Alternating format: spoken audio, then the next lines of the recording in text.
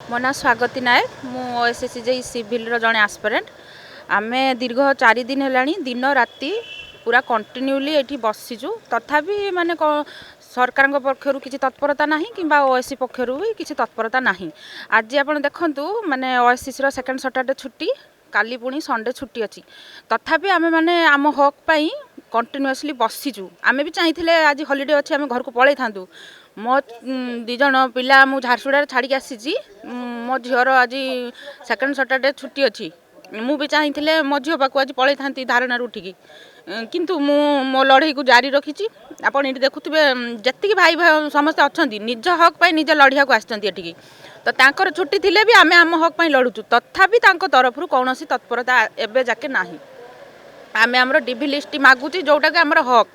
ଆମେ ଏକ୍ଜାମ୍ ଦେଇଥିଲୁ, ଆମର ମାନେ ହକ୍ ଅଛି। ଆମେ ଜାଣିବୁ ଯେ ଆମର କଟଅଫ୍ କେତେ ଯାଉଛି, ଆମର ଡିଭି ଲିଷ୍ଟରେ ନାଁ ରହୁଛି କି ନାହିଁ। ସେଇଟା ଜାଣିଲା ପରେ ଆମେ ଆମର 2025 ପାଇଁ ପଢ଼ିବୁ କିମ୍ବା 2024ରେ ଆମେ ଉତ୍ତୀର୍ଣ୍ଣ ହେଲୁ, ସେଇଟା ଜାଣିବା ଆମର ହକ୍। ଯେଉଁ ଦାବିଟା ନେଇକି ଆମେ ଏଠି ବସିଛୁ, ଆମେ କୌଣସି ତାଙ୍କୁ କିଛି ଅଧିକା ମାଗୁନୁ କି ମାନେ କିଛି ସାଲିସ୍ ବି କରୁନୁ। ଆମେ ଗୋଟେ ମାନେ ଅନୁରୋଧ କରୁଛୁ ଯେ ଆମ ହକ୍ଟା ଆମକୁ ଯଥାଶୀଘ୍ର ଦେଇଦିଅନ୍ତୁ। କାହିଁକିନା ରାତି ହେଲାଣି, 3 ରାତି ଗଲାଣି, ଆଜି 4ର୍ଥ ରାତି। ତ ଶୀତ କାକର ଯେତିକି ହେଉଛି ମାନେ ଭୁବନେଶ୍ୱରରେ ଯେମିତି ଟେମ୍ପରେଚର କମି ଯାଉଛି ଦିନକୁ ଦିନ, ତ ଆମ ପାଇଁ ବି ସେଇଟା ବହୁତ କଷ୍ଟ ହେଉଛି ଯେ ରାତି ଗୋଟେ ଲେଡ଼ିଜ୍ଟା ବାହାରେ ରାତି ବିତେଇବା ବି ବହୁତ କଷ୍ଟ ହେଉଛି। ତଥାପି ଆମେ ସବୁ ସହିକି ପଡ଼ିଛୁ, ଅପେକ୍ଷା କରୁଛୁ OSCC କେଉଁଦିନ ଶୁଣିବ। ଯେତେ ଯାକେ ନ ଶୁଣିଛି, ଯେତେ ଯାକେ ଡିଭି ନ ଦିଆହେଇଛି ଆମକୁ, ଆମେ ସେତେ ଯାକେ ଏଠୁ ଉଠିବୁ ନାହିଁ। ସମସ୍ତଙ୍କୁ ମୋର ନମସ୍କାର। ଓଡ଼ିଶା ସରକାର, ଓଡ଼ିଶା ଜନବାସୀ ସମସ୍ତଙ୍କୁ ମୋର ନମସ୍କାର। ଆମେ ଏଠି JEE ପରୀକ୍ଷାର୍ଥୀଗଣ ଆମର 4 ଦିନ 4 ରାତି ହେଲାଣି ଆସିକରି ଧାରଣାରେ ବସିଛନ୍ତି। ଆକ୍ଚୁଆଲି ଜିନିଷ ହେଉଛି କ'ଣ ନା, ଆମର ଗତ 2024 ମସିହାରେ ମାର୍ଚ୍ଚ ମାସରେ ଆକ୍ଚୁଆଲି ଜୁନିୟର ଇଞ୍ଜିନିୟର ମାନଙ୍କର ରିକ୍ରୁଟମେଣ୍ଟ ବାହାରିଥିଲା। କିନ୍ତୁ ଆସି ପାଖାପାଖି 2 ବର୍ଷ ହେବ ତାଙ୍କର କୌଣସି ରିକ୍ରୁଟମେଣ୍ଟ ସରିବାର କୌଣସି ନାମ ନିଶାନ ଧରୁନି। ଆଉ ଆମର ପ୍ରିଲିମିନାରୀ ଏକ୍ଜାମିନେସନ୍ ମଧ୍ୟ ଆମର ମେ 2025ରେ ହେବା ସତ୍ତ୍ୱେ ତାପରେ ଆମର ସେପ୍ଟେମ୍ବର 2025ରେ ଜୁନିୟର ଇଞ୍ଜିନିୟରର ମେନ୍ ଏକ୍ଜାମ୍ ହେଇଥିଲା। କିନ୍ତୁ ଆଜି ପର୍ଯ୍ୟନ୍ତ ତାର କୌଣସି ଫଳ ପ୍ରକାଶିତ ହେଇପାରିନି, ଯାହାକି 3.5 ମାସ 4 ମାସର ଅବଧି ଅଲରେଡ଼ି ସରିସାରିଲାଣି। ତ ପିଲାମାନଙ୍କ ଏବେ ସବୁ ଅନିଶ୍ଚିତତାରେ ଅଛନ୍ତି, ଆଗକୁ ଭବିଷ୍ୟତରେ କରିବେ କ'ଣ। ତ ସେଥିପାଇଁ ପିଲାମାନଙ୍କର ଏଠି ଗୋଟେ ଦାବିରେ ସମସ୍ତେ ବସିଛନ୍ତି କି ଆମକୁ କିଛି ଜଣାନ୍ତୁ, ଆମକୁ କିଛି କ୍ଲାରିଫିକେସନ୍ ଦିଅନ୍ତୁ, ଆଗକୁ ପିଲାମାନେ କ'ଣ କରିବେ, ଆଉ ପାଠ ପଢ଼ିବେ କି ଆଗକୁ ଜବ୍ କରିବେ, କ'ଣ କରିବେ। ତ ସେଇ ଅନିଶ୍ଚିତତା ଭିତରେ ଥିଲାବେଳେ ପିଲାମାନଙ୍କ ଜୀବନ ବର୍ତ୍ତମାନ ଅନ୍ଧକାର ଘେରରେ। ଆଉ ଦୁଃଖ ଲାଗୁଛି, ଆମେ ଗୋଟେ ଇଞ୍ଜିନିୟରିଂ ଗୋଟେ କୋର୍ ସବଜେକ୍ଟ ଯେଉଁଟାକି ଆମେ ସିଭିଲ୍ ଇଞ୍ଜିନିୟର ମାନେ ଏଠି ନିର୍ମାଣ ବିଭାଗର, ତ ଏତେ ପାଠ ପଢ଼ିଲୁ, ଡିପ୍ଲୋମା କଲୁ, ବିଟେକ୍ କଲୁ, ତା ସତ୍ତ୍ୱେ ଯେଉଁ କନଷ୍ଟ୍ରକ୍ସନ୍ ଯେଉଁ ଆମର ଚାଲିଛି ସବୁ ଆମର ଦେଶରେ, ଆମର ମେଟ୍ରୋ ରେଲୱେ କତରୁ ଆରମ୍ଭ କରି ହେଉ, ଯେକୌଣସି ଆମର ମଲ୍ଟିରେଜ୍ ବିଲ୍ଡିଂ ହେଉ, ଯାହା ବି ସବୁ ହେଉଛନ୍ତି ସିଭିଲ୍ ଇଞ୍ଜିନିୟର ମାନଙ୍କ ସବୁ ଯୋଗଦାନ ସବୁ। କିନ୍ତୁ ସେଇ ସିଭିଲ୍ ଇଞ୍ଜିନିୟର ପିଲା, ସେଇ ସିଭିଲ୍ ଇଞ୍ଜିନିୟର ପରୀକ୍ଷାର୍ଥୀ ଯେତେବେଳେ ରାଜରାସ୍ତା ଧାରଣା ଦେଉଛି ଏହିସବୁ ପ୍ରକାର ବ୍ୟବସ୍ଥା ପାଇଁ, ତାହା ଏକ ଗୋଟେ ହୃଦୟ ବିଦାରକ କାହାଣୀ। ଯେଉଁଥିରେ ଏଠି ବର୍ତ୍ତମାନ ପାଇଁ ମୁଁ ସମସ୍ତଙ୍କୁ ଅନୁରୋଧ କରିବି, ଏଠି ସମସ୍ତେ ହସ୍ତକ୍ଷେପ କରି କେମିତି ଏହାର ସୁଚାରୁ ରୂପେ ଆମର କାର୍ଯ୍ୟକାରୀ ହୋଇପାରିବ, ପିଲାମାନଙ୍କୁ ତାଙ୍କର ଫଳାଫଳ ପାଇପାରିବେ, ତାଙ୍କର ମେନ୍ ରେଜଲ୍ଟ, ତାଙ୍କର ସବୁ ପ୍ରକାର ଜିନିଷ ଆଗକୁ ବଢ଼ିପାରିବ। ପିଲାମାନଙ୍କୁ ଗୋଟେ କ୍ଲାରିଟି ସହକାରେ ବତେଇଲେ ଏଠି ପିଲାମାନେ ଆଗକୁ ମଧ୍ୟ ତାଙ୍କର ମାଇଣ୍ଡ ସେଟ୍ କରିବେ। କାରଣ ସମସ୍ତେ ଡିପ୍ରେସନରେ ଅଛନ୍ତି, ସମସ୍ତେ ଆଙ୍ଗ୍ଜାଇଟିରେ ଅଛନ୍ତି, ସମସ୍ତେ ପୁରା ବହୁତ ଚାପରେ ଅଛନ୍ତି। ପାରିବାରିକ ଚାପ ହେଉ, ଆମର ସାମାଜିକ ଚାପ ହେଉ, ବିଭିନ୍ନ ପ୍ରକାର ଚାପଗ୍ରସ୍ତ ଦେଇ ସେମାନେ ଶିକାରରେ ଅଛନ୍ତି ଏବେ, ଯାହାକି ଗୋଟେ ମାନେ ଯେମିତି ଗୋଟେ ସ୍ଲୋ ପଏଜନ୍ ଭଳି କାମ କରୁଛି ପିଲାଙ୍କ ଜୀବନରେ, ଯାହା ସତରେ ମାନେ ବହୁତ ମାନେ ଅସହନୀୟ ଯନ୍ତ୍ରଣା, ଯାହାକି ପିଲାମାନଙ୍କ ସେ ମାନେ ଯନ୍ତ୍ରଣାକୁ ମଧ୍ୟ ପରିପ୍ରକାଶ କରିପାରୁନାହାନ୍ତି। ଏତେ ପ୍ରକାର ଯନ୍ତ୍ରଣାରେ ଏତେ ପ୍ରକାର ଚାପରେ ଅଛନ୍ତି। ଆଉ ବହୁତ ପିଲା ମାନେ ଏତେ ଦୁର୍ଭାଗ୍ୟ ଆମ ସମସ୍ତଙ୍କର ଯେ ଆଜି ମାନେ 4 ଦିନ 4 ରାତି ହେବ ମାନେ ପୁରା ଭୁବନେଶ୍ୱର ଯେଉଁ ଶୀତ ପଡ଼ୁଛି, ମାନେ 13 ଡିଗ୍ରୀ ସେଲସିୟସ୍, ରାତିରେ 9 ଡିଗ୍ରୀ ସେଲସିୟସ୍ ଭଳିଆ ହେଇଯାଉଛି। ମାନେ ସେଇଥିରେ ପିଲାମାନେ ବିନା ମାନେ ଏମିତି ମାନେ ପାର୍ଲରରେ ଆସିକିରି ପରିବାରକୁ ଛାଡ଼ିକିରି, ଆଉ ଆମର ଏଠି ବହୁତ ବିବାହିତ ଆମର ନାରୀ ଅଛନ୍ତି, ଛୋଟ ଛୋଟ ପିଲାମାନଙ୍କୁ ଛାଡ଼ିକିରି, ଫ୍ୟାମିଲିକୁ ଛାଡ଼ିକିରି ଏଠି ରହିବାଟା ସତରେ ଏକ ଦୁଃଖଦଜନକ ଖବର ଏଇଟା। ତ ସେଥିପାଇଁ ମୁଁ ସମସ୍ତଙ୍କୁ ଏଠି ନିବେଦନ ଅଭିପ୍ରାୟ ମୋର ରହିବ, ତ ଏଇସବୁ ଜିନିଷକୁ କେମିତି ଦୂରୀଭୂତ ହେବ ତା ପାଇଁ ସମସ୍ତେ ଚେଷ୍ଟା କରନ୍ତୁ ଆଉ ସମସ୍ତଙ୍କୁ ନ୍ୟାୟ ମିଳିବା ଦରକାର। ଏତିକି କହୁଛି, ଧନ୍ୟବାଦ। ସାର୍, ମୋ ନାଁ ହେଲା ବିଶ୍ୱରଞ୍ଜନ ବିଶ୍ୱାଳ। ମୁଁ ଜଣେ ସିଭିଲ୍ JEEର ଆସ୍ପିରେଣ୍ଟ। ତ ସାର୍ ବର୍ତ୍ତମାନ ସାର୍ ଆପଣଙ୍କ ଜରିଆରେ ମୋର ଗୋଟିଏ ପ୍ରଥମେ ସାର୍ ମୁଁ ଗୋଟେ କ୍ୱେଶ୍ଚିନ୍ କରିବି, ଯେଉଁଟା ସାର୍ ହେଉଛି କି ଆଜ୍ ଏ civil JEE aspirant, now we all are thinking what is the actually wrong step taken by us।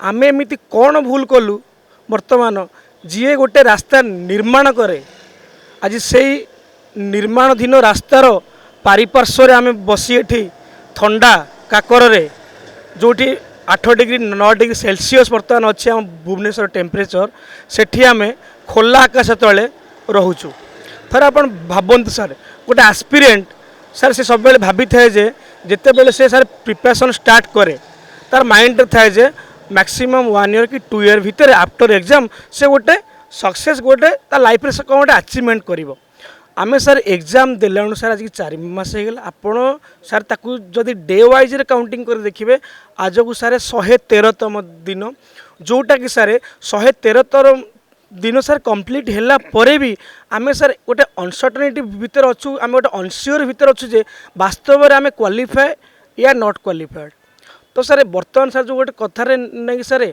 Thakur sir जो मैंने टे भक्तर परीक्षा नियंती वास्तव कथा है बर्तमान आमर सर कठोर परीक्षा नौ सर ओएसएससी एठी मु सर क्या सर ब्लेम करूनी खाली एति सर रिक्वेस्ट करुच्ची आमे केते आमे एमती परिश्रम करियो बा केते आमे तपस्या कले आमे देइथिबा एग्जाम रो फल आपण प्रकाश करिवे वास्तव में आमर भूल कौन जदि भी आमर भूल नहीं गोटे एस्पिरेंट हिसाब से जदि आम एग्जाम देलु एग्जाम देलार जदि 4 मास लगी जाऊँ आपन गोटे रिक्रुटमेंट को कंप्लीट न करि पारना बा आपन 2024 जोटा आमर बाहरी थिला रिक्रुटमेंटर प्रोसेसिंग येटा जोटा आमर नोटिफिकेशन आसतिला ताकू जदि कंप्लीट करिया पेंका आपन को लागुची 2 वर्ष ताले गोटे एस्पिरेंट करिवो कोन एटा गोटे प्रश्न मो मन समस्त तरफ जे आमे एमिति कौन भूल आमे काम करूँ जे जो आज आमे ये राजर रास्तार आसिक आमे बसुचु गोटे गोटे आमे वेल क्वालिफाइड इंजीनियर अच्छु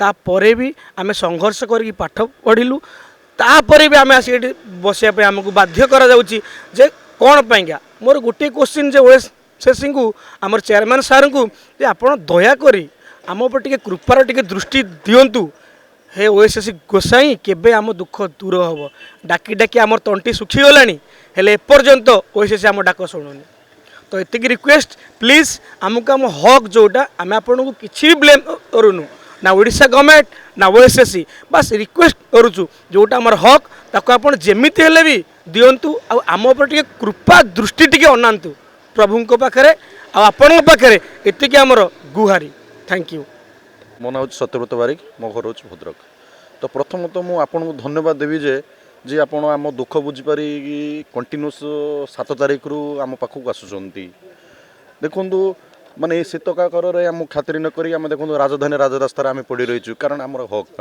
आम आउ कि मागुना आम ना टंका मागुचु ना आम अधिकार मागुचु आम केवल मागुचु आम भविष्य हक आज देखो आज हूँ शनिवार सबू कार्यालय बंद तथापि आम पड़ रोचु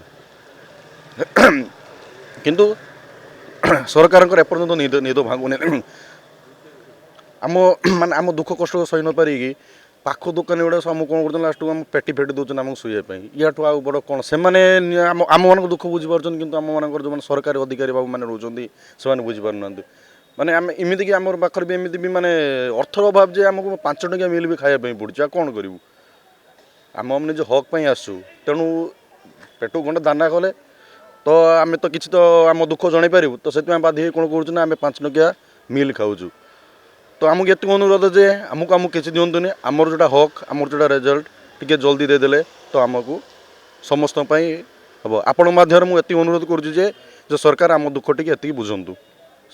दर्शक बंधु जदि आम खबर भिडियोटी आपन को भल लगी थाए तेबे आम चैनल को सब्सक्राइब फॉलो एवं लाइक करबा पई बिल्कुल भी भूलंतु नहीं। हाँ दर्शक बंधु आपण अन्य बंधु मानक मध्य शेयर निहाती करंतु। धन्यवाद नमस्कार।